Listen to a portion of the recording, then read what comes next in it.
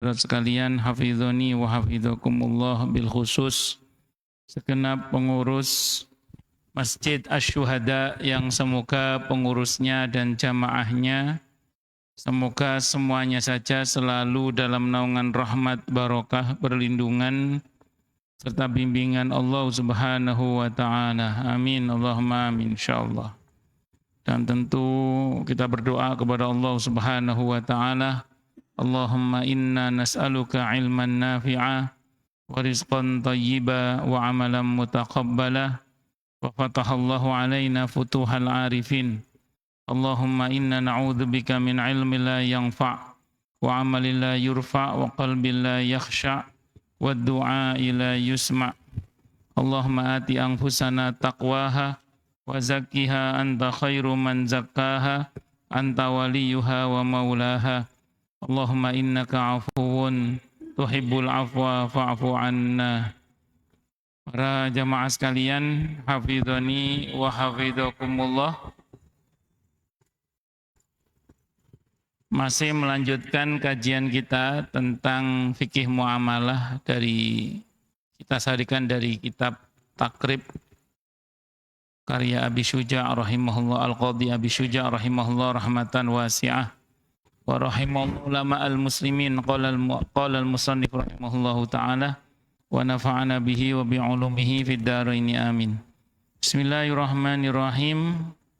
Faslun ay hadza faslun, ini fasal menjelaskan tentang wa yasihhu dhamanud duyuni al-mustaqirrati fi dhimmati idza ulima qadruha. Wa yasihhu dan sah apa dhomanud duyuni, nanggung hutang, jadi menanggung hutang al-mustaqirrati yang tetap,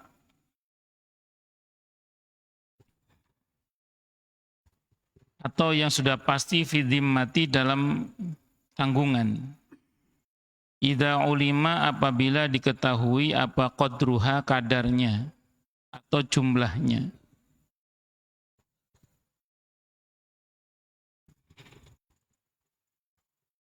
Rawa al-Bukhari telah meriwayatkan hadis siapa al-Imamul Bukhari, Imam Bukhari.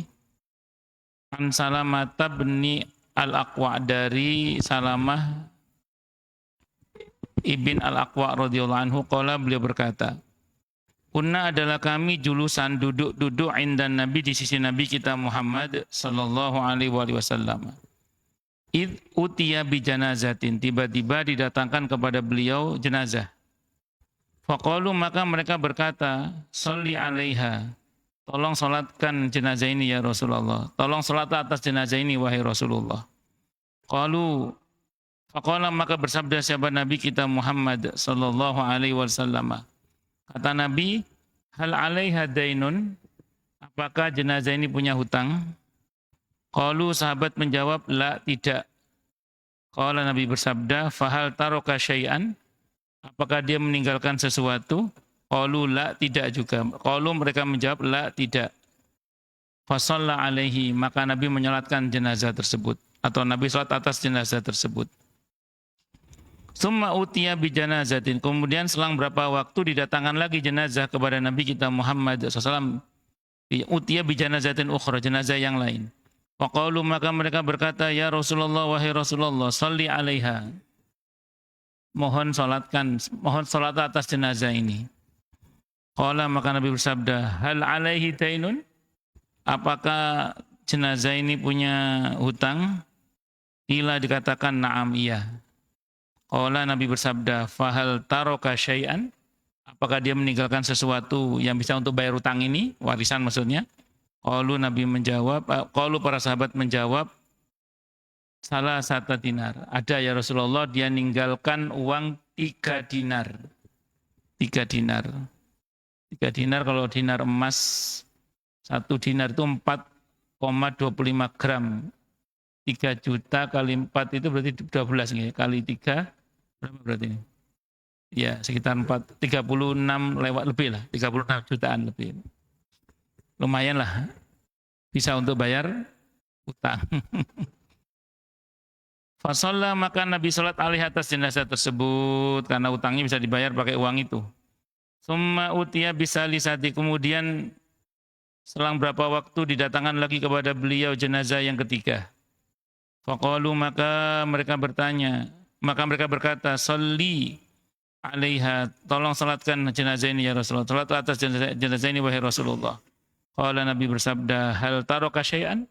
Apakah dia meninggalkan sesuatu? Qalu la. Sahabat menjawab, la, tidak. Qala, Nabi bersabda, "Fahal alaihi dainun?" Apakah dia punya hutang?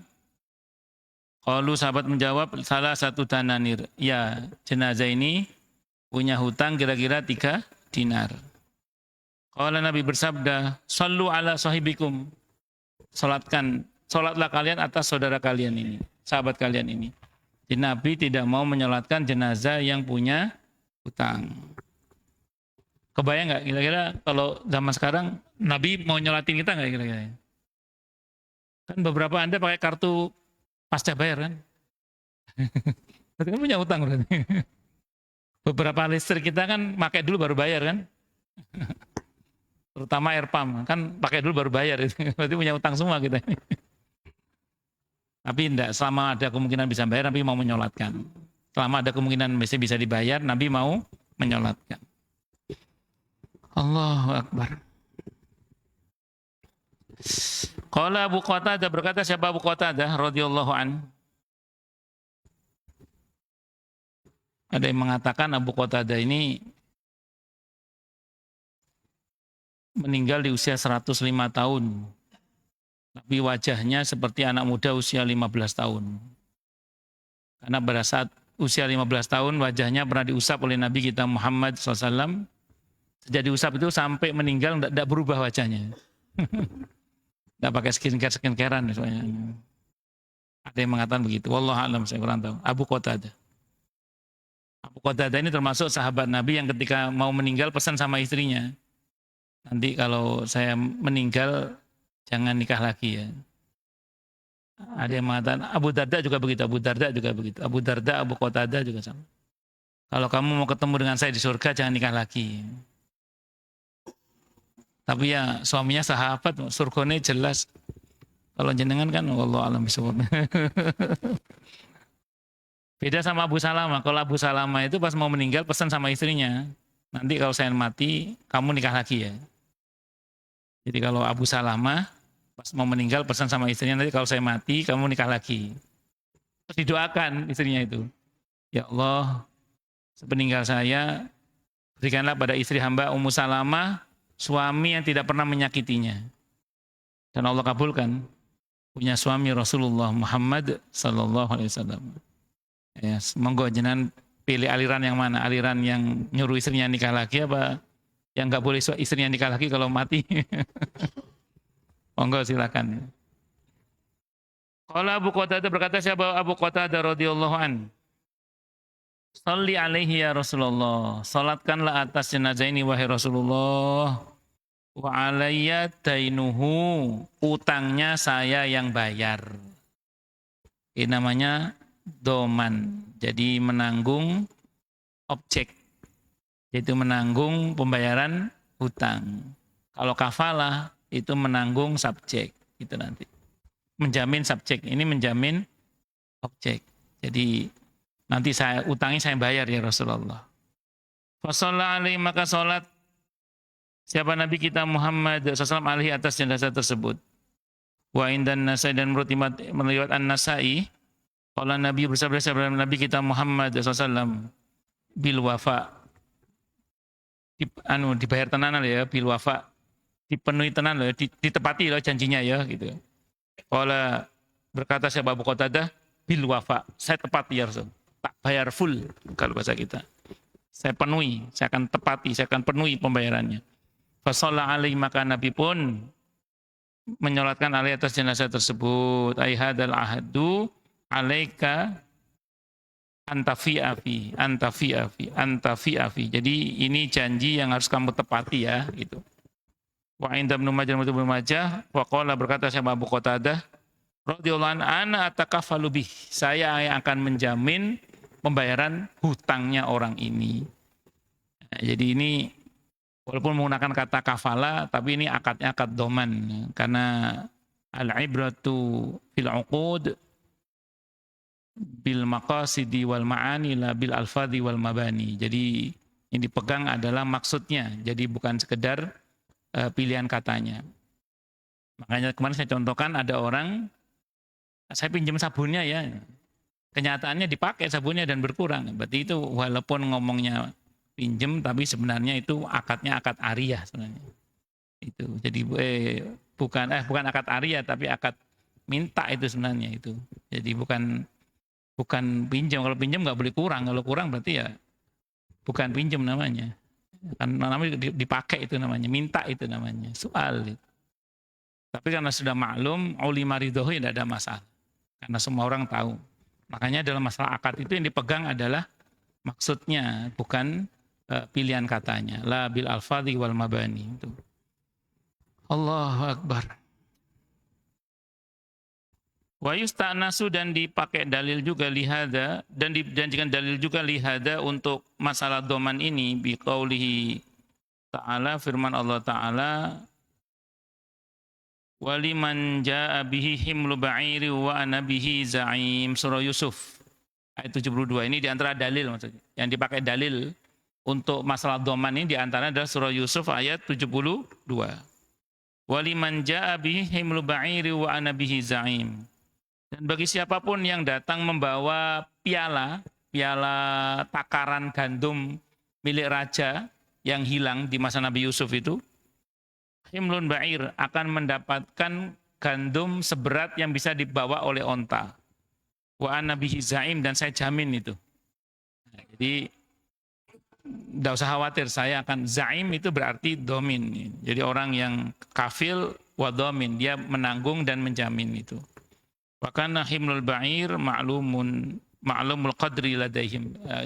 Pengertian himlul ba'ir itu ya semua orang paham di masa itu, yang dimaksud adalah ya gandum seberat yang bisa dibawa oleh onta pada masa itu. Jadi dalam Islam kalau ada orang punya hutang, terus kemudian ada orang yang bersedia menjamin pembayaran hutangnya, itu kalau satu saat ada sengketa antara yang menghutangi dengan yang dihutangi, maka yang menjamin tadi wajib membayar hutangnya. Nah, kalau penjaminan itu atas maunya domin yang menjamin, maka orang yang dijamin itu bebas hutangnya. Karena status domin sebagai mutabarri', orang yang berbuat baik secara sosial gitu. Sukarela lah kalau bahasa kita. Tapi kalau penjaminan itu atas maunya al-madmun anhu, jadi orang yang berhutang, debitur berarti, maka tidak serta-merta bebas hutang dia. Maka kalau misalnya, ini contoh ya misalnya, Pak Fuad punya hutang ke Mas Ahmad, misalnya gitu. Nah, suatu saat Pak Fuad harus bayar nih, karena nggak ada duit, minta tolong ke Pak Haryanto. Pak Haryanto, tolong jamin hutang saya, bayarin hutang saya. Gitu. Maka kemudian Pak Haryanto mengatakan, ya udah Pak Samad, saya yang bayar hutangnya Pak Fuad atas permintaan Pak Fuad. Maka dalam hal ini Pak Fuad tidak serta-merta bebas hutang. Justru sekarang Pak Fuad punya hutang ke Pak Haryanto, dan Pak Haryanto berhak untuk menagih. Itu seperti itu. Tapi kalau Pak Haryanto yang punya inisiatif, udahlah Mas Ahmad, tidak usah nagih Pak Fuad, saya yang bayar hutangnya Pak Fuad. Nah, maka Pak Haryanto nanti yang akan menjadi dominnya.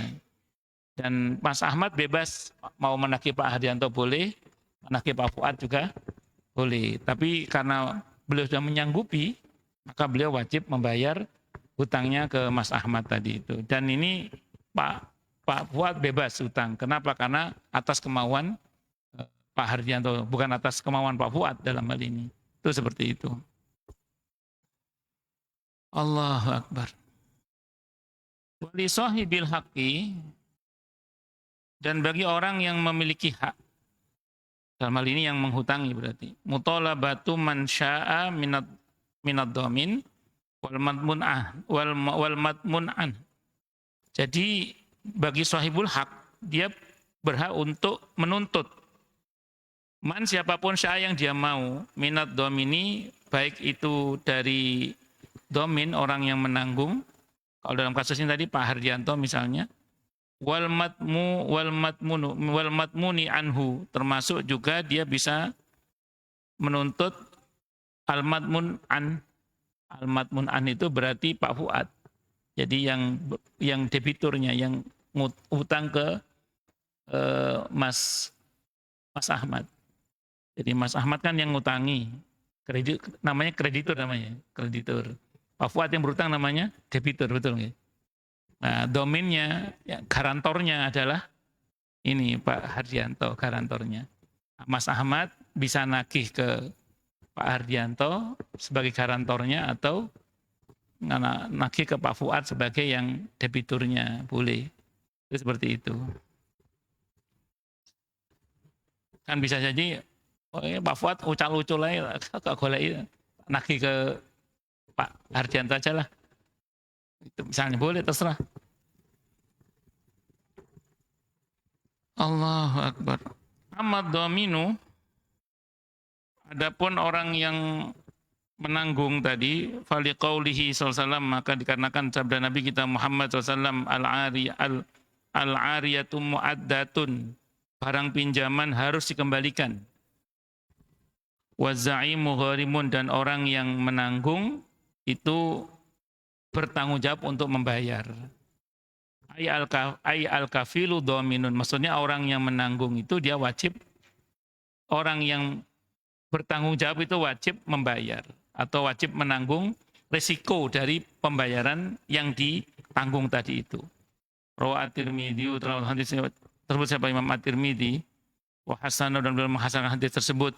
Wa amal matmunu an, dan adapun al matmun an, orang yang debitur tadi, fali qaulihi, maka karena sabda Nabi kita Muhammad SAW li Abi Qatadah, kepada Abi Qatadah radhiyallahu anhu, ba'dama addad dain alladhi iltazamahu anil mayyit, itu setelah beliau menunaikan hutang orang yang dia sanggupi untuk menunaikannya dari mayit tadi itu, maka Nabi bersabda, al-ana barodat alaihi jilduhu, mulai sekarang si mayit tadi kulitnya sudah dingin, maksudnya dia sudah tenang gitu. Rawahu Ahmad, hadisnya riwayat Ahmad. Jadi orang yang komitmen untuk membayar, untuk menanggung pembayaran hutang, dia harus menepati janjinya. Sementara orang yang ditanggung tadi, itu kata Nabi, dia di barzahnya dia sudah dingin kulitnya. Maksudnya sudah tenang dia, sudah tenang dia. Makanya kalau ada orang punya utang, terus dibayar utangnya, ya, dia tenang di barzahnya. Itu seperti itu.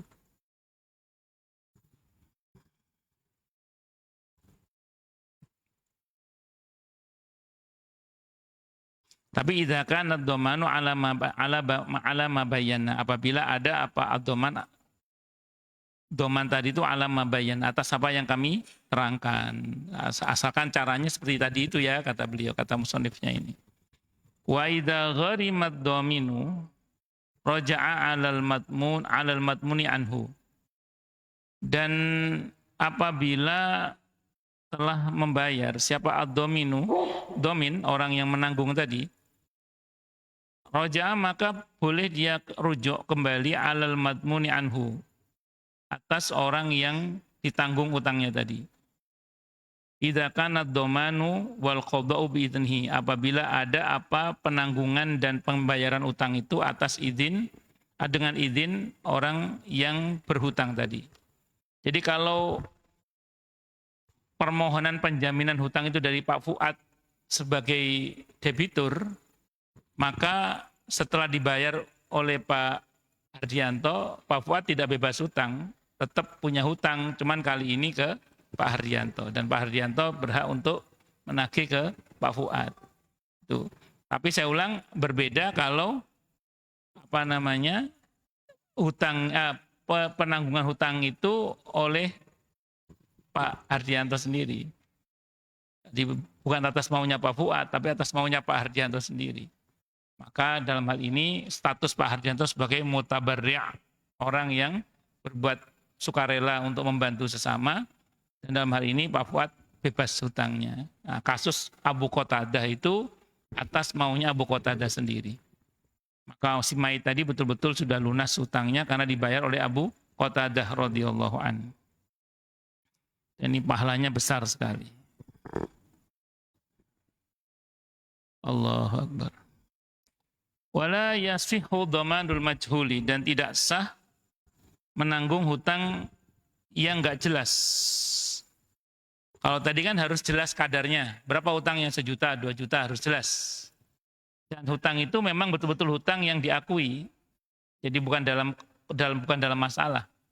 Jadi jelas dan tetap dalam tanggungan yang dimaksud adalah jelas semuanya. Dan memang bukan dalam konteks yang majhul seperti ini. Kalau misalnya majhul belum nggak jelas, maka tidak bisa berlaku akad doman. Belum jelas kok. Wala malam yajib, termasuk juga tidak sah doman itu pada sesuatu yang belum tetap. Misalnya kalau nanti kamu mau ngutang, utang kamu saya nanggung. Belum ngutang kok dia. Kalau sedang ngutang, berapa utangnya jelas itu baru ditanggung boleh. Belum ngutang kok. Nanti kalau kamu mau ngutang, saya nanggung utangnya. Nggak bisa. Jadi harus jelas dulu terlebih dahulu itu.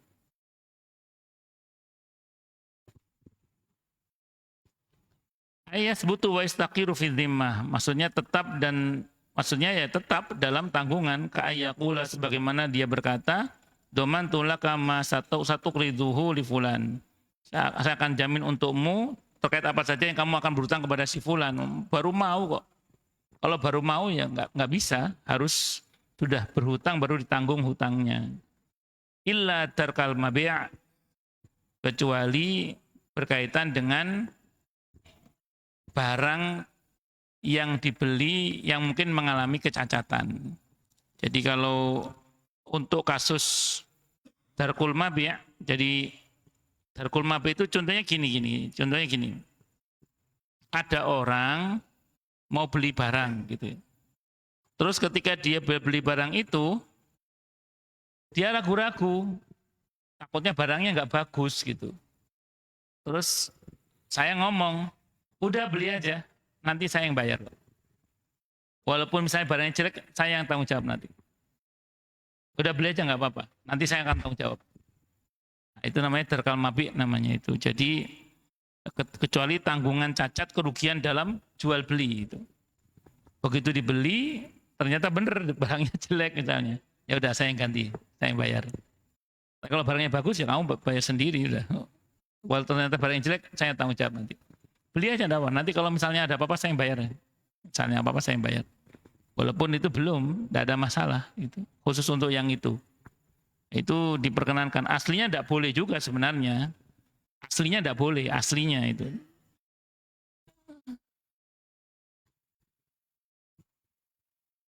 Wahwa ayat mana lil mustari asaman. Maksudnya ayudham bina lil mustari asamana. Maksudnya yang bersangkutan harus menanggung untuk orang yang beli itu harganya. Idza kharajal mabi mustahiqan li ghairil bai'. Kalau nanti yang bersangkutan apabila keluar apa al mabi suatu yang jual itu mustahaqan dalam keadaan dihaki oleh li ghairil bai' selain orang yang menjual tadi itu. Begitu nanti dijual, dibeli sampai kepada mustari, ternyata kalau tidak sesuai dengan harapan, maka yang bersangkutan akan menanggung harganya itu. Nah, itu boleh tidak apa-apa itu. Atau mu'ayyaban atau ma'iban, atau begitu dibeli ternyata mengandung aib, nggak sesuai dengan harapan, supaya orang itu nggak kecewa, udah nanti saya yang bayar, saya tanggung itu. Wa nahwa dzalika fa hadza dhamanun lima lam yathbut wa yastaqir wa jaza lil haja. Jadi sebenarnya ini doman untuk sesuatu yang belum tetap juga sebenarnya. Aslinya tidak boleh, tapi menjadi boleh wajah dalil hajati ilaih. Boleh karena ini dibutuhkan di tengah-tengah masyarakat. Kalau boleh karena dibutuhkan di tengah-tengah masyarakat, itu biasanya dikenal dengan istilah maslahah mursalah. Ya. Maslahah itu kemaslahatan umum yang mendesak untuk diwujudkan, mursalah terlepas dari teks Quran dan Sunnah. Artinya kalau kita cari dalil Quran Sunnahnya tidak ketemu pembolehannya. Tapi ada kemaslahatan umum yang mendesak untuk segera diwujudkan, maka menjadi boleh karena hajat tadi itu. Atau masuk dalam kategori cabangnya darurat ya. Jadi karena ini masuk dalam kategori hajat yang mendesak, maka menjadi boleh. Al-hajatu tanzilu manzilatat darurati fi ibahatil mahdurah. Jadi hajat yang mendesak itu bisa menduduki kedudukan darurat dalam hal diperlukan sesuatu yang dilarang dalam hal ini. Atau bisa masuk juga dalam kategori mustasnayat, pengecualian-pengecualian dalam hal ini. Wallahu a'lam bishawab. Jadi ada orang mau beli misalnya itu, mau beli sesuatu atau apalah gitu. Orang ini ragu-ragu, beli nggak. Terus saya ngomong, udah beli aja. Nanti kalau misalnya ada apa-apa saya yang bayar deh. Saya yang tanggung jawab, biar kamu nggak usah merasa rugi kalau bahasa kita. Nah, begitu dibeli, ternyata benar ada nggak sesuai dengan yang diharapkan. Maka saya bertanggung jawab untuk membayarnya. Itu boleh, tidak ada masalah. Wallahu a'lam bishawab. Nah, berikutnya itu masalah kafalah. Berikutnya itu kafalah. Faslun ay hadza faslun wal kafalatu bil badani jaizatun. Dan adapun kafalah menanggung bil badani dengan badan itu jaizatun boleh. Kalau doman itu menanggung objek, kalau kafalah menanggung subjek. Jadi kalau ada orang mau pinjam uang ke Pak Ahmad tadi, terus saya ngomong, udah Pak Ahmad pinjemin aja, saya jamin orang ini nggak akan lari deh. Saya menanggung orang ini nggak akan lari. Kalau suatu saat ada sengketa, maka saya berkewajiban mendatangkan orang yang pinjam ke Pak Ahmad, ke Mas Ahmad ini. Jadi saya berkewajiban mendatangkan orang yang pinjam ke Mas Ahmad itu. Berkewajiban mendatangkan orang yang bersengketa karena saya sudah janji menanggung orang yang nggak akan lari, itu namanya kafalah. Itu menanggung subjek. Tapi tidak menanggung resiko, tapi menanggung mendatangkan orang tadi itu. Idza kana 'alal makful bihi haqqun li adamiyun. Apabila ada atas orang yang atas sesuatu yang ditanggung tadi itu adalah hak adami. Kalau hakullah nggak boleh, kalau hakul adami bisa. Seperti misalnya kisos. Kisos itu kasus yang bisa dimaafkan sehingga ada keringanan-keringanan hukum. Maka untuk kasus kisos ini bisa nanti dibuat kafil, itu bisa. Tapi kalau untuk hakullah nggak bisa, seperti pelanggaran hudud atas zina, atau minum khamar, atau mencuri itu tidak bisa. Karena itu masuk dalam kategori hakullah. Membedakannya dari mana? Kalau masih bisa dimaafkan oleh manusia namanya hakul adami. Tapi kalau pemaafan manusia nggak ngaruh pada hukuman itu namanya hakullah. Itu ukurannya di situ. Wallahu a'lam bishawab. Jadi saya ulang, kalau doman tadi menanggung objek, resiko, pembayaran hutang misalnya. Nah, kalau kafalah itu menanggung orang supaya tidak lari. Kalau pas ada sengketa, yang menanggung berkewajiban untuk mendatangkan orang yang lari itu. Itu seperti itu. Dalam konteks kekitaan sekarang itu orang kalau mau kerja ke luar negeri, itu biasanya ada kafilnya. Sehingga dikeluarkan namanya visa itu. Nah, visa itu bentuk implementasi akad kafil ini. Jadi nanti kafil ini bertanggung jawab terhadap orang ini bahwa dia tidak akan neko-neko. Itu seperti itu.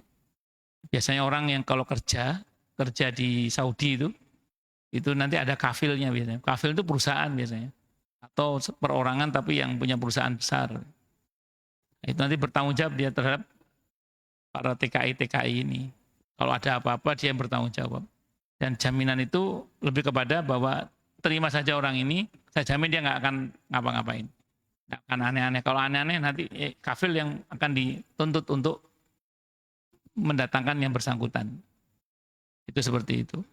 Makanya jangan gampang memberikan rekomendasi. Jangan gampang memberikan apa? Rekomendasi. Karena itu nanti risikonya cukup berat. Itu seperti itu. Allahu Akbar. Ya saya kira ini untuk doman sama kafalah ya. Kalau masih ada waktu ya kita nanti bahas masalah syirkah. Wallahu a'lam bishawab. Monggo silakan yang mau tanya protes. Monggo Pak.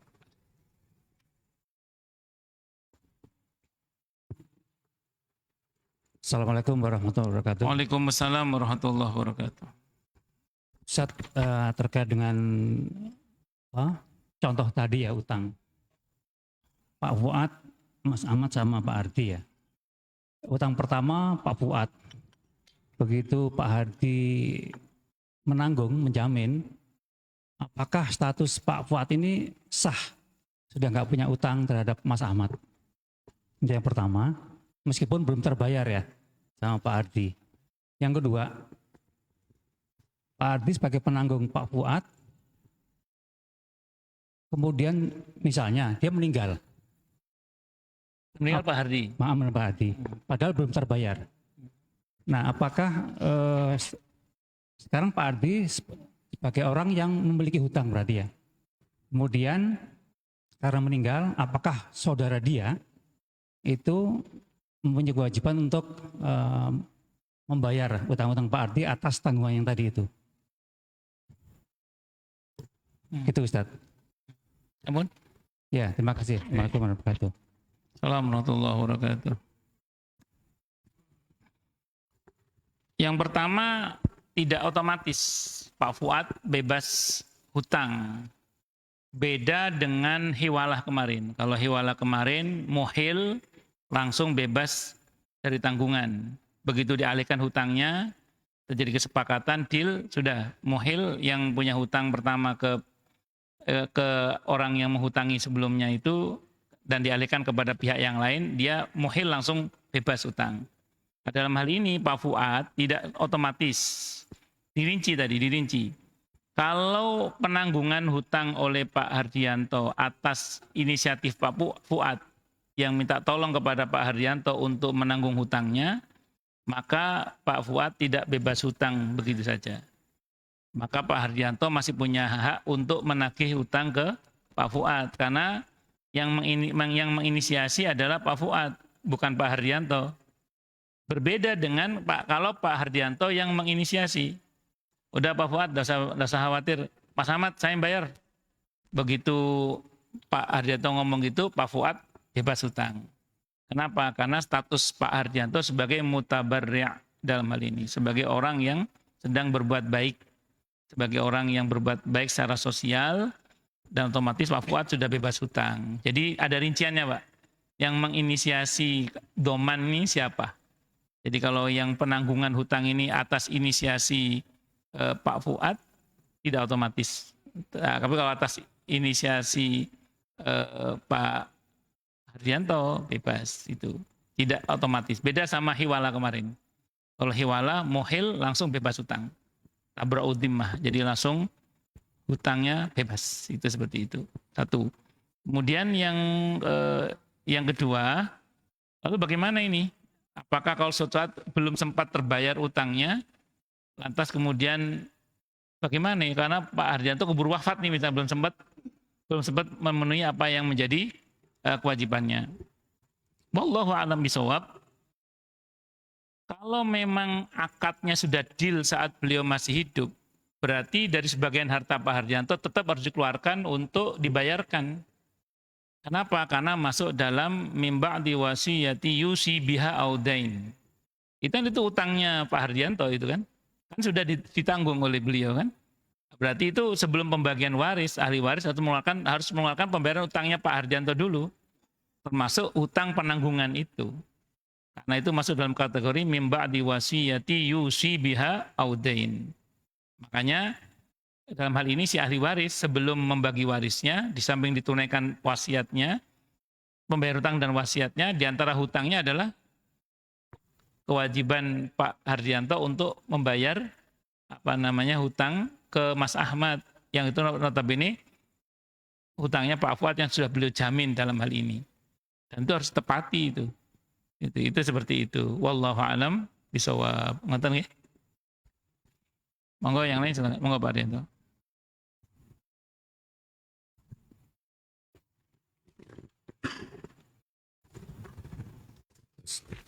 Assalamualaikum warahmatullahi wabarakatuh. Waalaikumsalam warahmatullahi wabarakatuh. Ustadz, ini terkait dengan seseorang yang sudah meninggal dan mempunyai hutang ya. Tapi dalam konteks ini keluarga, kerabat atau teman-temannya itu tidak tahu siapa yang memberi hutang itu. Ini bagaimana cara keluarganya itu bisa menyelesaikan dalam memenuhi kewajiban untuk membayar hutang-hutang kerabatnya yang sudah meninggal tadi. Sebentar, ada orang meninggal dunia, Ya. terus Itu punya utang, tapi kerabat dan keluarganya itu tidak tahu sama sekali siapa orang itu yang memberikan utang. Oh, tapi keluarga tahu dia punya utang gitu. Enggak, ini hanya suatu imajinasi saya. Oh, Ini jadi seandainya itu fakta itu terjadi itu hukumnya seperti apa, ini suatu imajinasi dari saya.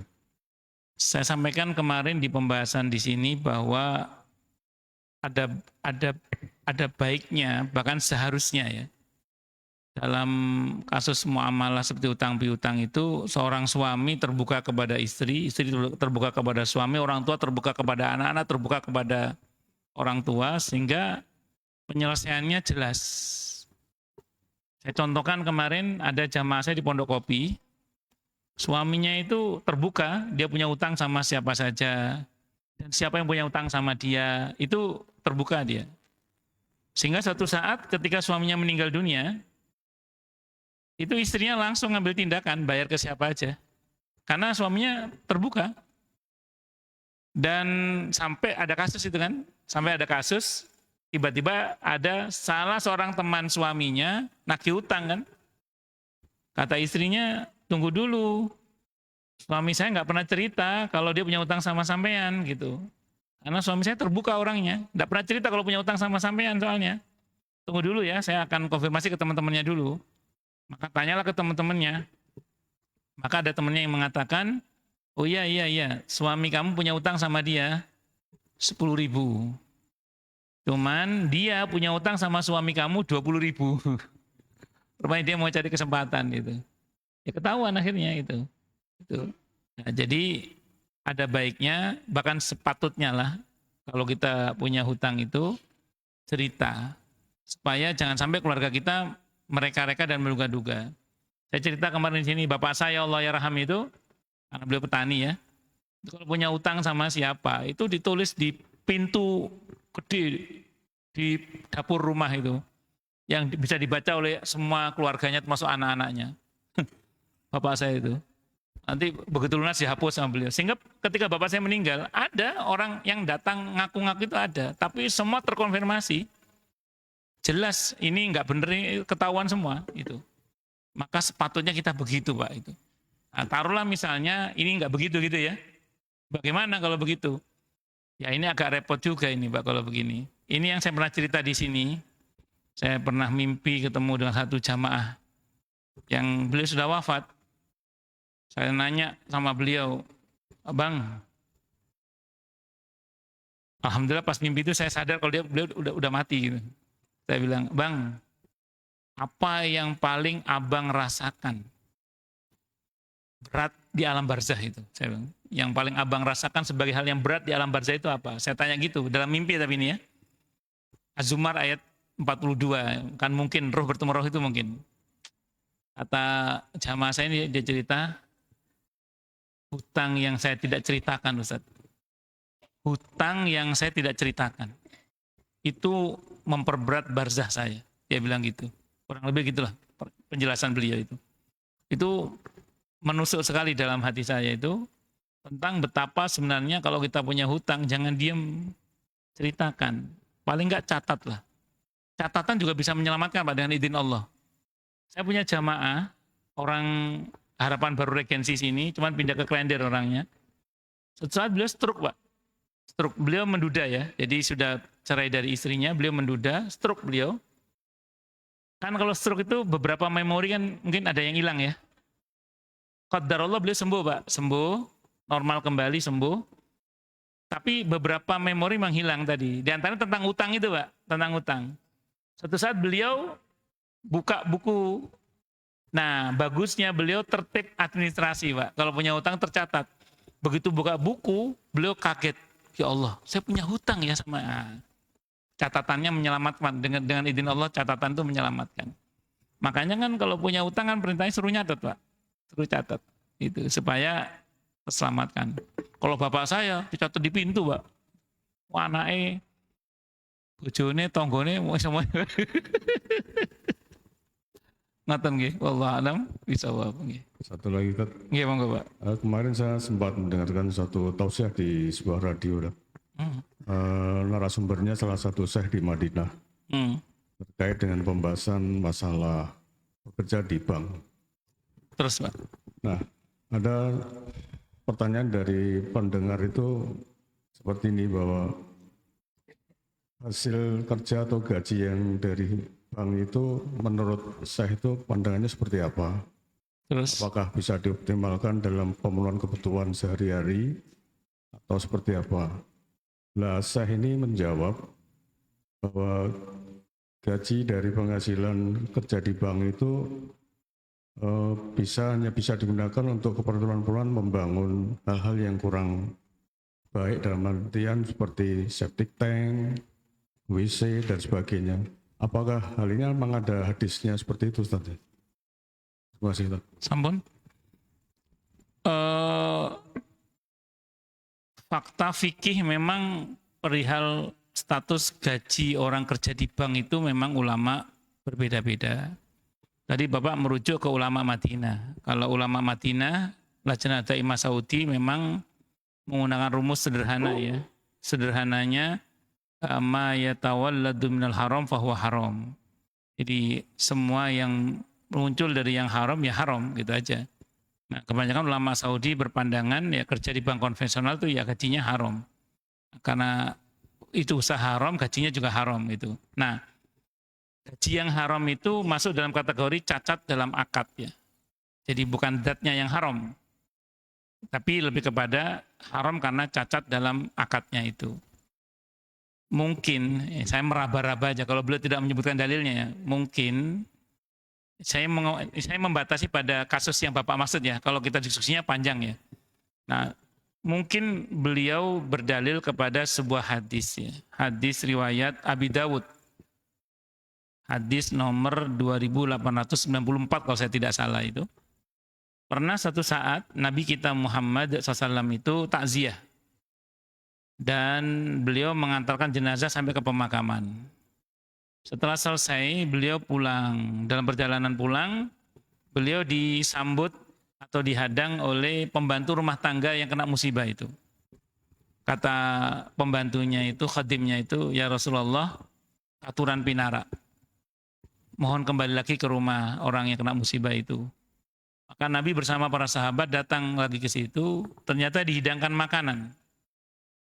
Dalam riwayat itu para sahabat lihat, Nabi makan enggak? Nabi makan enggak?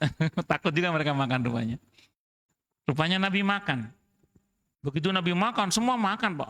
Makan semua. Begitu menyentuh daging kambing, Nabi bertanya. Nabi ada sensornya, Pak, biidznillah itu. Ini mukjizat beliau ya. Kata Nabi, mana tuan rumahnya? Aukamakal. Ini mafhum riwayat ya. Kenapa daging kambing ini haram? Nabi nanya ke tuan rumahnya, kenapa daging kambing ini haram? Kata tuan rumahnya ngomong, saya tadi nyuruh pembantu saya ya Rasulullah untuk mencari kambing untuk saya hidangkan sekarang ini. Rupanya nggak ada yang punya kambing tetangga saya. Ada tetangga punya kambing, punya suaminya. Dijual oleh istrinya tanpa sepengetahuan suaminya. Jadi akad jual beli kan kemarin harus miliknya kan. Kalau bukan miliknya kan tidak sah akad jual belinya. Berarti cacat dalam akad berarti kan. Maka kemudian Nabi bersabda, aukamakal, ini serahkan kepada para tawanan. Jadi Nabi nggak nyuruh buang daging kambing itu. Karena kambing itu halal, zatnya halal, disembelih dengan cara yang halal. Cuman cacat pada akad pemindahan haknya itu. Nabi nggak suruh buang. Nabi suruh kasih ke para tawanan. Tawanan di masa Nabi itu bukan orang di penjara, karena di masa Nabi belum ada penjara. Tawanan itu biasanya para budak-budak biasanya. Jadi nggak suruh dibuang juga. Mungkin pendapat Syekh yang Bapak maksud tadi itu berdalil pada hadis itu. Jadi untuk jenis akad-akad yang cacat itu seperti itu termasuk riba itu tidak disuruh buang, tapi disuruh menggunakan yang sifatnya nggak masuk ke perut lah untuk inventaris pembangunan jalan atau WC atau fasilitas umum atau apalah sifatnya begitu. Itu bagi yang sependapat dengan beliau ya. Tapi kalau kita buka lebih lebar lagi tentu diskusinya panjang itu. Wallahu a'lam bishawab. Izin saya baca yang di online dulu ya. Pak Ustadz, kalau yang bersangkutan punya piutang kemudian wafat, kemudian ahli warisnya menagih, tapi yang punya hutang merasa yang bersangkutan sudah wafat dan otomatis hutangnya terbebas dan tidak mau membayar, apakah itu menjadi amalan bagi si mayit atau menjadi amalan si ahli waris jika diikhlaskan? Utang ini termasuk akad yang tidak bisa batal hanya karena mati itu. Jadi nanti memang ada beberapa jenis akad tertentu yang dengan matinya salah satu pihak yang berakad itu otomatis batal, itu ada. Tapi ini tidak. Ini walaupun yang menghutangi mati, akad hutang itu tetap berlangsung dan wajib dibayar. Nah, ini menarik. Seandainya si ahli waris mengikhlaskan, ini termasuk amalan karena yang berhutang ternyata mangkir, tidak mau membayar dengan dalih karena sudah mati, berarti sudah bebas hutang. Enakmen ya. Nah itu, ini kalau ada sikap pengikhlasan dari pihak ahli waris bagaimana? Pertama gini, pengikhlasan oleh ahli waris itu harus oleh seluruh ahli waris. Tidak boleh oleh satu. Misalnya ahli warisnya ada 5. 5-5-nya harus mengikhlaskan. Kalau satu nggak terima nggak bisa. Karena itu bukan milik satu orang, itu milik semua ahli waris soalnya. Gitu. Jadi harus semua ahli waris yang mengikhlaskan. Kalau semua ahli waris mengikhlaskan, itu merupakan pahala bagi si ahli waris terutama. Nah, karena itu hartanya si mayit, otomatis si mayit juga dapat bagiannya. Karena wa'al laisa linsani illa ma sa'a. Orang itu tidak akan mendapatkan kecuali apa yang dia usahakan. Harta dia kan dari hasil usaha si mayit itu juga. Maka insya Allah si mayit juga mendapatkan bagiannya. Wallahu a'lam bishawab. Ngoten nggih. Monggo Pak Penang.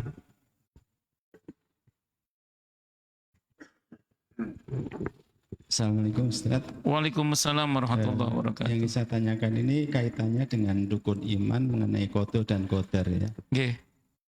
Ketika kita mendapatkan suatu kejadian atau musibah yang umum tuh kita insya Allah mudah untuk mengikhlaskan ridho terhadap ketentuan tersebut. Namun ada suatu saat yang kita itu sulit pakai itu Ustaz untuk ikhlaskan tadi. Nah, yang ingin saya tanyakan Ustaz, ikhtiar apa ya Ustaz yang bisa kita lakukan ketika kita menghadapi sesuatu yang sulit untuk melakukan hal tersebut. Terima kasih. Sami-sami. Pertama itu yang harus kita ingat baik-baik ya. Bahwa interaksi antara kita dengan Allah itu bukan hak dan kewajiban. Saya ulang ya, interaksi antara kita dengan Allah itu bukan hak dan kewajiban. Ini berbeda dengan kalau kita dengan makhluk. Kalau dengan makhluk ada istilah hak dan kewajiban. Ini mesti kita pahami dulu dari awal ya. Suami istri. Suami itu punya hak yang dilindungi oleh Allah dan kewajiban istri. Istri punya hak yang dilindungi oleh Allah dan kewajiban suami. Orang tua punya hak yang dilindungi dengan kewajiban anak. Anak punya hak yang dilindungi oleh kewajiban orang tua. Atasan dan bawahan juga begitu. Atasan punya hak yang dilindungi dengan kewajiban bawahan. Bawahan punya hak yang dilindungi dengan kewajiban atasan. Dan masing-masing harus saling, tidak boleh merasa paling. Karena bahaya kalau sampai atasan merasa lebih penting daripada bawahan, karena bahaya kalau hanya pakai atasan, nggak pakai bawahan. Paham ya? Nah, itu satu. Tapi kalau kepada Allah, jangan pakai teori ini. Kalau kepada Allah yang ada tugas kita kepada Allah apa? Itu prinsip dulu itu. Mengapa demikian? Saham Allah kepada kita itu 100%. Kita kepada Allah nggak punya saham sama sekali. Saham Allah kepada kita 100% karena bahkan nyawa kita milik Allah. Semuanya kita ini milik Allah. Sementara kita kepada Allah nggak punya saham sama sekali. Kita punya saham apa terhadap Allah? Nggak punya saham sama sekali. Karena semua milik Allah. Nyawa kita pun milik Allah. Jadi kalau sama Allah jangan bicara hak dan kewajiban. Di perusahaan yang boleh bicara yang punya saham. Yang nggak punya saham, kalau orang Jawa Timur nyebut ojo kakean cangkem, kan seperti itu. Tapi Allah itu maha baik. Sebetapapun Allah pemilik saham 100%, Allah suruh kita, tidak hanya dipersilakan, disuruh kita untuk punya niat yang baik, punya usaha yang baik dan benar, doa yang baik dan benar, tawakal. Yang dibalik semua itu Allah janjikan pertolongan. Maka sikap kita pertama Pak Wenang, jangan pernah menuntut apapun terhadap Allah karena Allah nggak mungkin salah. Yang mungkin salah itu siapa? Kita. Maka kalau dirasa ketetapan Allah itu terasa berat bagi kita, kedepankan pertama husnudzon, baik sangka kepada Allah. Sebetapapun sulit kita menangkap hikmah di balik itu, mentok kita katakan saya yakin di balik semua ini pasti ada hikmah kebaikannya. Mbuh opo karo, pokoknya yakin aja. Kuatkan itu, saya yakin di balik semua ini pasti ada hikmah kebaikannya. Enggak tahu apa itu. Tapi saya ulang memang begini ini enak ngomongnya aja. Kadang prakteknya apa tadi? Sulit pakai dal tadi. Tapi memang husnudzon harus mode on terus. Jadi husnudzon mode on itu harus. Ya, saya ulang ini memang enak ngomongnya aja ini, tapi tidak apa-apa. Konsep memang begitu konsepnya. Jadi kan ada masalah itu yang kita cepat ketemu hikmahnya. Ada yang tidak kunjung ketemu hikmahnya itu. Tidak tahu main kemana hikmah itu, nggak ketemu-ketemu misalnya. Nah, maka kalau memang tidak ketemu hikmahnya, tidak kunjung ketemu hikmahnya, yakin aja bahwa di balik semua ini pasti ada hikmah kebaikannya. Pun, itu satu dulu Pak Haji Unang, satu dulu. Jadi jangan pernah menuntut Allah, karena Allah itu la yus'alu amma yaf'alu wa hum yus'alun, itu Allah.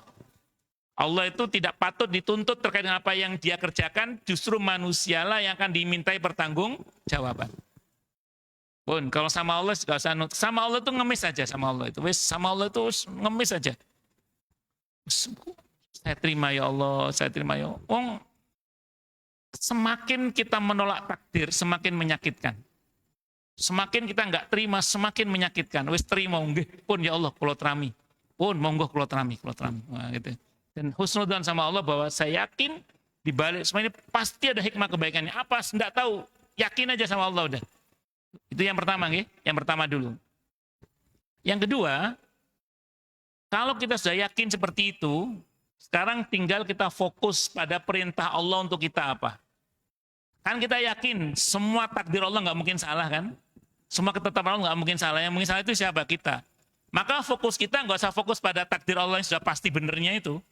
Fokus kita pada perintah Allah untuk saya apa menghadapi masalah ini. Nyatanya ini ada masalah ini. Perintah Allah apa untuk saya? Fokus ke situ aja. Oh, Allah suruh saya bersabar, ya bersabar. Allah suruh saya bersyukur, ya kita bersyukur. Allah suruh kita bertawakal, ya kita bertawakal. Allah suruh kita berdoa, ya kita berdoa. Allah suruh kita berusaha, kita berusaha. Fokus pada perintah Allah aja apa? Perintah Allah apa ini untuk saya ini? Perintah Allah. Udah gitu aja. Maka kalau ini yang kita lakukan Pak, insya Allah lah. Insya Allah. Tidak mungkin buruk hasilnya insya Allah. Kenapa? Karena ana inda dhani abdi bi. Aku menurut persangkaan hambaku kepadaku. Cuman memang kadang ya tadi enak ngomongnya aja itu. Kadang prakteknya dari apa? Sulit pakai dal. Itu. Kalau mau nangis, nangis aja nggak apa-apa. Ya Allah, hamba mau nangis ya Allah ya. Sakit banget ya Allah. Saya terima ya Allah, tapi sakit banget ini. Saya terima ya Allah, tapi sakit banget ini ya Allah. Saya terima ya Allah, ampuni hamba ya Allah. Hamba Engkau maha tahu, hamba berusaha ridho ya Allah. Karena semakin kita tidak terima dengan takdir, semakin menyakitkan. Semakin kita tidak terima, semakin menyakitkan. Nah, memang kadang manusia itu terburu-buru kadang. Ada manusia itu terburu-buru. Di antara sebab kenapa takdir itu terasa begitu menyakitkan, karena kita ingin berlari lebih cepat daripada takdir yang telah Allah tetapkan. Jadi kita maunya kadang cepat selesai, padahal Allah maunya kita berlatih di sini. Itu seperti itu. Wallahu a'lam bishawab. Satu lagi. Pernah ada seorang datang ke seorang syekh, seorang guru. Kata gurunya, santrinya belum ngomong, gurunya udah ngomong ini. Apa? Kamu mau menceritakan betapa baiknya Allah kepada kamu dengan musibah ini, sehingga karenanya Allah ampuni dosa-dosamu? Apa kamu akan mengadukan tentang Allah kepada saya? Karena Allah telah begitu baik dengan musibah ini, Allah sempurnakan kemuliaan kamu. Kata muridnya, nggak jadi saya pulang aja.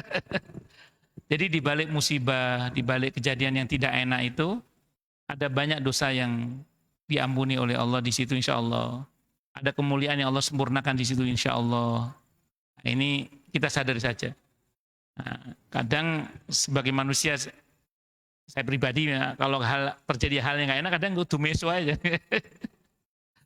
Orang Jawa Timur kan fasih mesuhnya itu. Nah, itu begitu teringat akan janji akan diampuni dan dosa itu, jadi tertahan. Memilih untuk, ya Allah, hamba tahan perihnya ini karena hamba yakin ada ampunanmu di sini. Hamba tahan perihnya ini ya Allah karena hamba tahu di sini ada ampunanmu. Itu sih yang buat kadang-kadang berusaha untuk bertahan untuk menahan perih itu. Karena di balik itu ada ampunan Allah Subhanahu wa taala. Dalam hadis Sahih Muslim, kalau kita sabar, dosa itu rontok seperti daun yang berguguran dari dahannya, atau seperti pohon yang menggugurkan daun-daunannya. Tapi kalau kita bersyukur, ada orang kena musibah bersyukur. Kok bersyukur? Hadisnya Sahih riwayat Ahmad, Sahih ghairi. Akan diampuni dosanya oleh Allah seperti bayi yang baru lahir dari rahim ibunya. Ada orang kena musibah kok bersyukur. Hadisnya riwayat Ahmad, hadisnya Sahih ghairihi. Ada dalam kumpulan Sahih hadits qudsi itu. Allah akan ampuni dosanya seperti bayi yang baru lahir dari rahim ibunya. Banyak ampunan Allah di situ. Kalau kita sanggup bersyukur, luar biasa. Saya pas ngomong bagaimana cara mensyukuri musibah itu, ada jamaah nanya gitu ke saya. Sama satu ada jamaah punya ada masalah gitu ya.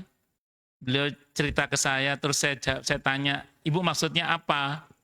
Kata jamaah saya itu, tolong nasihati saya Ustadz. Karena yang nanya ini ketua MTI, ketua majelis taklim. Saya bilang, ya udah disyukuri aja Bu, saya bilang gitu. Kata beliau, emang musibah bisa disyukuri Ustadz? Bisa. Caranya?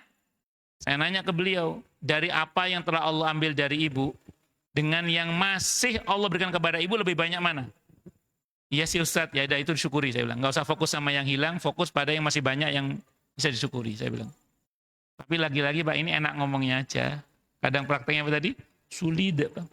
Tapi kalau sanggup, saya ulang hadisnya riwayat Ahmad, hadis Sahih ghairihi, diampuni dosanya seperti bayi yang baru lahir dari rahim ibunya. Ini luar biasa. Kalau sanggup. Wallahu a'lam bishawab. Ngaten nggih Pak Haji Unang nggih? Nggih. Monggo Pak, silakan.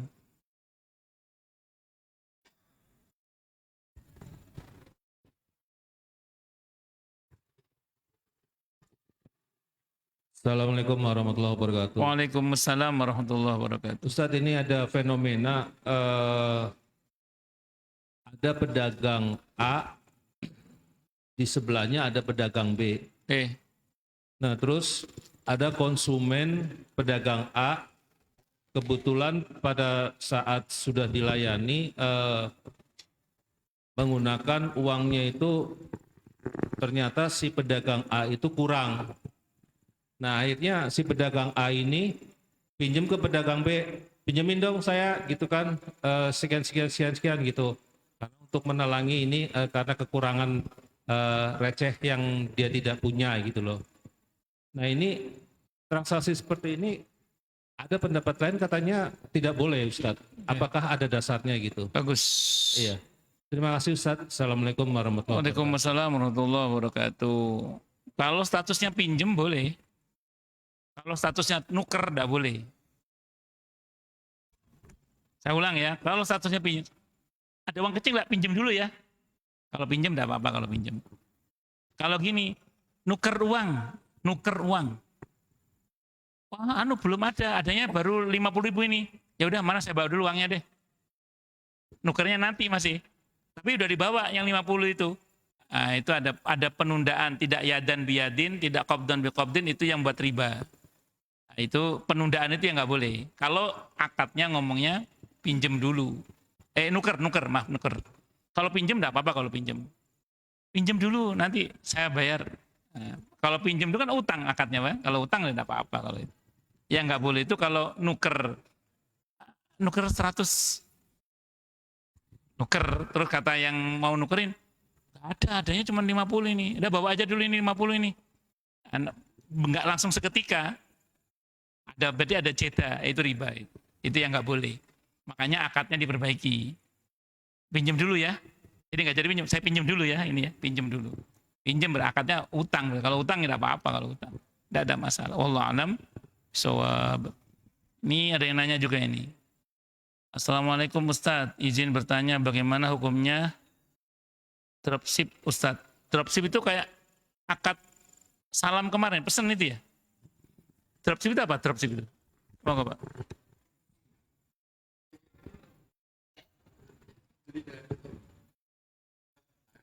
Terus?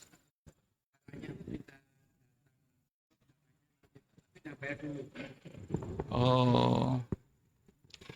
Kalau yang dimaksud seperti akad salam kemarin, selama spesifikasinya disebutkan dengan jelas, maka boleh tidak apa-apa. Kemarin akad salam itu kan boleh bayar dulu, nanti datang barangnya belakangan, atau barang datang baru dibayar, atau barang datang dicicil, kemarin kan boleh semua. Kalau itu yang dimaksud, asal spesifikasinya jelas, tidak apa-apa.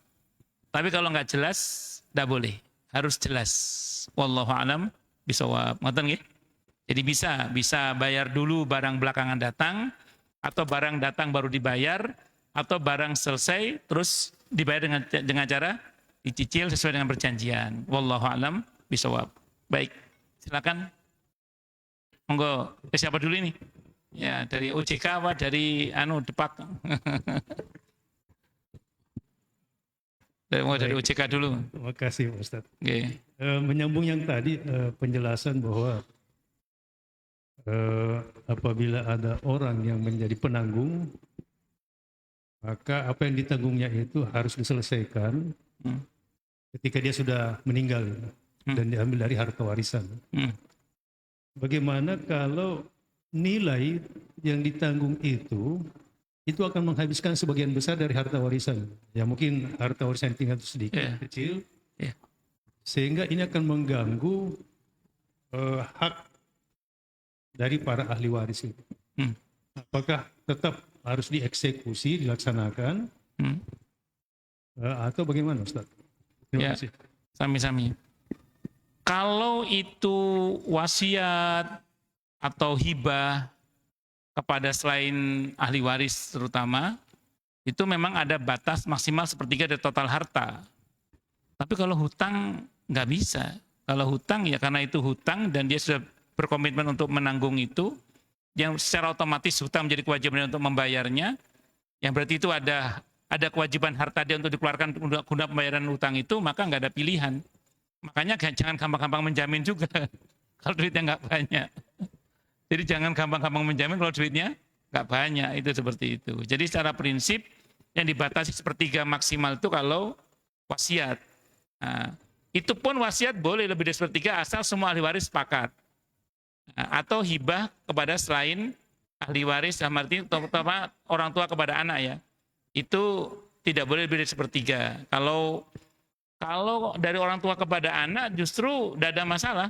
Kalau misalnya dia mau bahkan lebih dari sepertiga nggak ada masalah. Kenapa? Karena kalau kepada anak ukurannya ma'ruf. Ma'ruf itu kebaikan terkait dengan ruang dan waktu. Bisa lebih dari itu tidak ada masalah. Wallahu a'lam bishawab. Ya, dasar jauh-jauh contoh misalnya ada anak butuh biaya kuliah.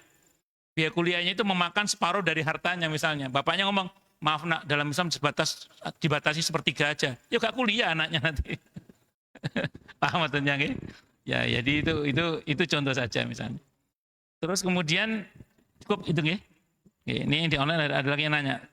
Ustadz maaf nanya di luar topik. Apakah dosa mendoakan Donald Trump terompah sama setan Yahoo mati? Apakah dosa kalau mendoakan terompah sama setan Yahoo mati? Enggak dosa, enggak apa-apa, doakan aja. Ngotir enggak apa-apa. Oke, monggo. Assalamualaikum warahmatullahi wabarakatuh. Waalaikumsalam warahmatullahi wabarakatuh. Ini ada kasus kalau orang tua gitu ya, dia memberikan hutang kepada beberapa pedagang A, pedagang B, pedagang C gitu. Nah semua ada catatannya. Kalau dulu kan zamannya utang itu dicatat di buku kecil gitu kan. Nah saya waktu kecil itu masih melihat itu ada baru ya ini ulang. Tetapi sekarang orang tua udah nggak ada dan utang itu belum dibayar. Kemudian yang diutangkan itu udah belum meninggal juga, gitu. Jadi statusnya gimana itu kalau umpamanya kita yang jelas dia ditagih juga nggak akan susah gitu ya, nggak bisa. Kalau kita mau mengikhlaskan kan pada di antara keluarga itu ada 5-6 orang. Gitu. Kalau saya sih udah, oke lah, udah kita ikhlaskan aja seperti itu. Nah, tapi bagi yang lain seperti apa? Pertanyaan saya seperti itu. Terus kedua. Gini, saya merasa udah nggak ada utang lagi nih, Ustaz. Tapi khawatirnya ada beberapa mungkin yang kecil gitu, wah saya ada punya utang apa enggak gitu ya. Saya khawatir aja, takut gitu.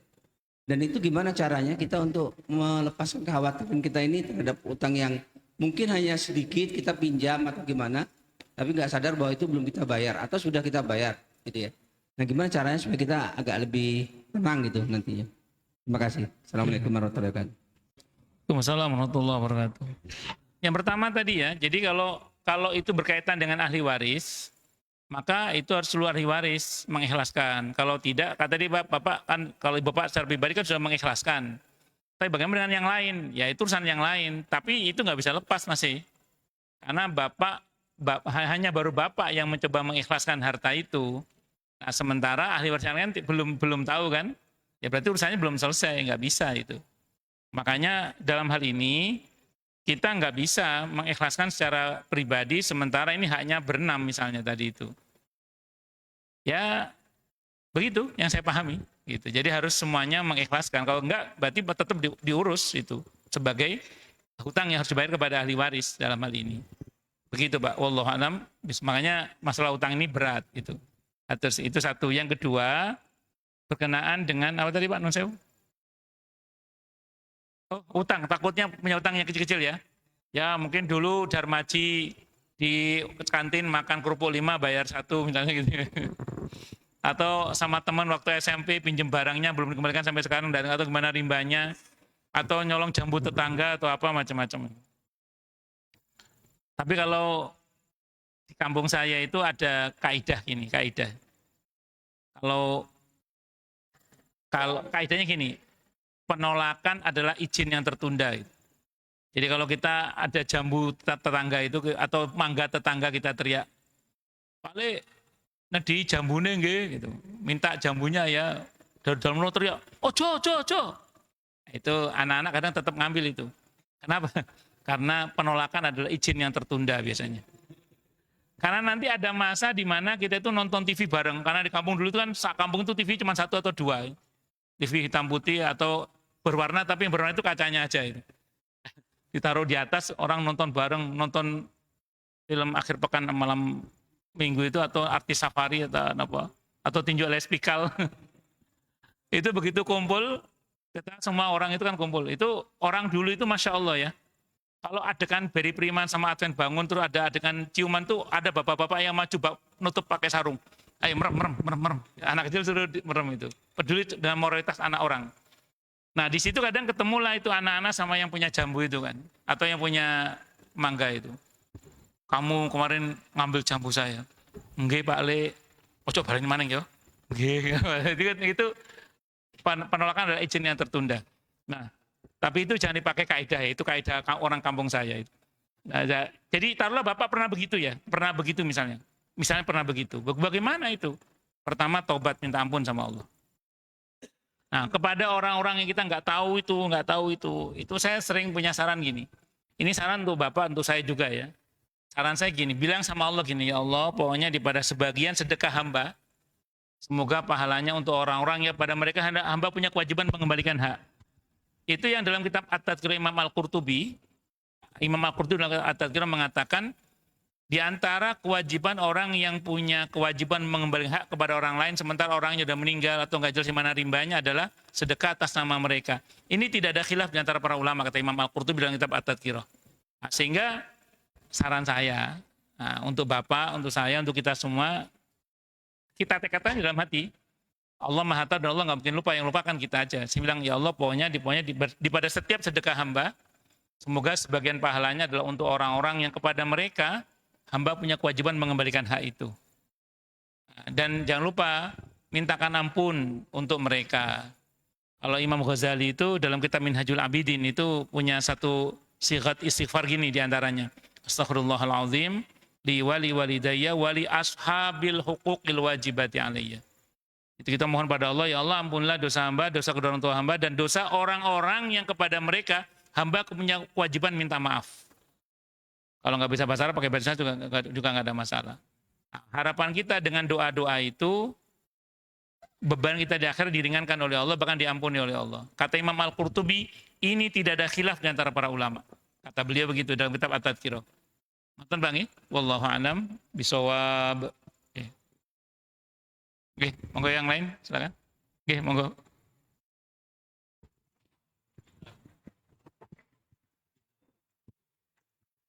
Assalamualaikum warahmatullahi wabarakatuh. Waalaikumsalam warahmatullahi wabarakatuh. Terima kasih Pak Ustadz. Saya mau menanyakan tentang muamalah waris ya Pak ya. Apalagi yang berhubungan dengan hutang piutang ini Pak. Di Indonesia ini untuk kaitannya dengan hukum waris itu sendiri bisa, hukum dalam hal hutang piutang itu ada yang berpedoman menggunakan hukum perdata. Terus ada juga yang berpedoman hukum Islam. Nah, di hukum perdata itu ada Pak yang namanya menolak waris. Waris sendiri juga kita bisa ketahui warisan itu pasti isinya dua Pak. Kalau enggak harta pasti hutang gitu Pak. Nah biasanya nih kan yang ditolak pasti yang nggak enak gitu Pak. Nah ini kalau di Islam kan untuk menolak waris mungkin nggak ada, tapi secara hukum Islam sendiri yang saya tahu, ketika misalnya ahli warisnya itu berpindah keyakinan, itu menjadi tidak bisa saling mewaris ketika orang berbeda keyakinan gitu ya Pak. Betul. Nah ketika ada situasi seperti itu Pak, dari hukum Islamnya sendiri ini kira-kira kepastian hukum ya, saya bilang kepastian hukum bagi yang memberikan hutang itu bagaimana Pak Ustadz? Ketika misalnya ahli waris hanya satu, terus dia berpindah keyakinan sehingga tidak punya kewajiban untuk mengambil alih warisan yang bisa dikatakan itu warisannya kebetulan hutang, itu bagaimana Pak Ustadz? Baik. Mungkin itu Pak. Oke. Bismillahirrahmanirrahim. Yang pertama, kalau ada orang meninggal dunia sementara dia mewariskan hutang, berarti dia punya hutang ya. Itu pembayaran hutang itu sebenarnya tidak langsung diambil dari harta ahli waris, tapi diambilkan dari harta yang bersangkutan kalau dia ada harta. Makanya kan kalau kita merujuk pada surah An-Nisa ayat 11 dan 12 itu, pembagian waris itu setelah ditunaikannya hutang dan wasiat. Min ba'di wasiyati yusi biha auden. Kalau urutannya dikeluarkan biaya pemakaman dulu, terus dikeluarkan utangnya, baru wasiat kalau ada, baru warisan dibagi. Pertanyaannya menarik ini. Ini dia punya hutang, terus kita nggak punya harta untuk bayar hutang itu juga nggak punya. Nggak ada. Adanya ahli waris yang sudah murtad gitu ya. Ya sudah, itu masalah dia itu. Iya itu masalah dia itu. Ya naudzubillah ya. Dengan keturunan murtad aja udah masalah itu kan. Ditambah lagi punya hutang udah masalah itu. Wallahu alam bisawab. Ya, dalam hal ini dari pihak ahli waris yang murtad itu ya kembali pada dia. Kan dia sudah murtad kan, aturan dia bagaimana? Kalau ada aturan dalam Islam diambilkan dari harta warisannya itu. Nah, nanti kalau warisan nggak ada, maka ahli warisnya yang berusaha untuk membayar itu. Kalau warisnya ternyata murtad, ya kembali pada si murtad itu. Mau bayar apa enggak? Kalau dia mau bayarin ya nasib dia agak mendingan lah. Tapi kalau nggak mau ya udah wassalam. Itu, ya, wallahu alam bisawab. Ya. Kalau mengenai perdata, kalau perdata BW, kalau muslim ya jangan ke sana lah. Ya kita ke perdata yang di PA. Itu kalau masalah perdata itu. Jadi jangan ke PN, tapi yang ke PA itu. Wallahu a'lam bishawab. Monggo, silakan kalau ada. Oke, monggo Pak Dokter.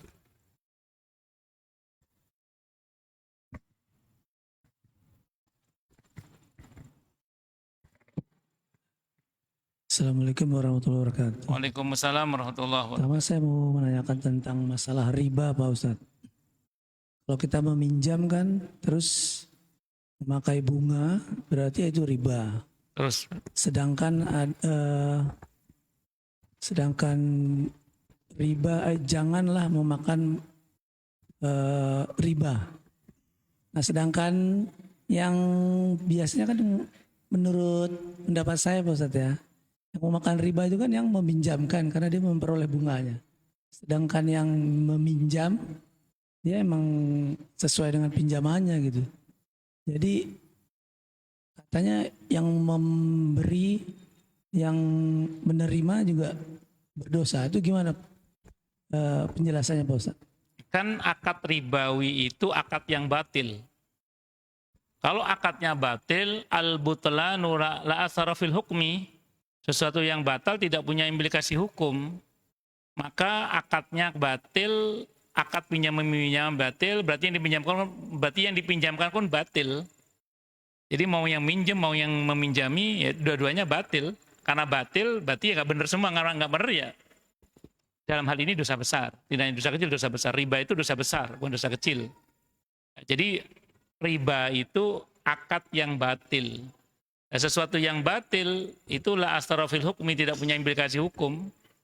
Tidak ada pemindahan hak yang benar, tidak ada pinjam-meminjam yang benar dalam hal ini. Karena batil semua, karena batil ya dosanya berdosa dalam hal ini, dan itu dosa besar dalam hal ini. Wallahu alam bisawab. Ngaten nggih? Satu lagi Pak Ustaz. Oke, Pak. Zakat fitrah. Apakah boleh memberikan zakat fitrah kepada asisten rumah tangga kita sendiri? Terima kasih. Pertama, boleh asal dia fakir atau miskin atau mustahik lah dalam hal ini, terutama fakir miskin itu. Yang kedua, boleh asal dia tidak dalam tanggungan kita.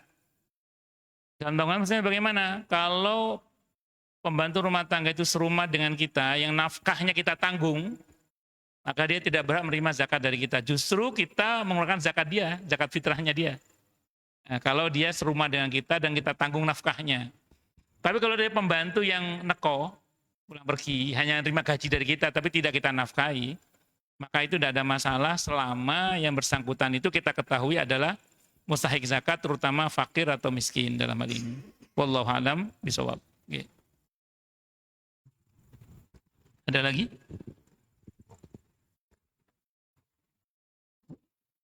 Kalau tidak ada lagi? Cukup nggih? Kita tutup dengan besok sudah takbiran ya? Muhammadiyah.